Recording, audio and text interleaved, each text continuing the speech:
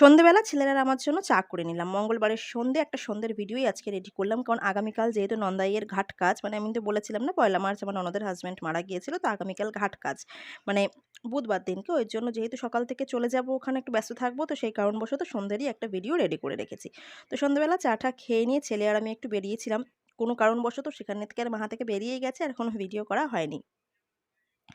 রাতে এসে যথারীতি রান্নাবান্না বসিয়ে দিলাম। আজকে রুটি তরকারি না দুটোই করতে হয়েছিল। তো ভেন্ডি আলু ভাজা রাত্রিবেলাটা একটু যেকোনো একটা ভাজা আর রুটিটাই করি। তো ভেন্ডি আলু ভাজা করলাম। ভেন্ডিগুলোকে না দুভাগে একটু চিড়ে নিয়েছি। কারণ ভিতরে অনেক সময় পোকা থাকার একটা ব্যাপার থাকে। ওই জন্য চিড়ে নিলে কোনো অসুবিধা হয় না, বোঝা যায় আরকি। আর এখানে রুটিগুলো সব করে নিলাম। ওবেলার ওই খয়রা মাছ সর্ষে বাটা দিয়ে করেছিলাম। ওই ৪ পিস মাছও রয়ে গেছে। তো সব মিলিয়ে মিশিয়ে রাতটুকু হয়ে যাবে।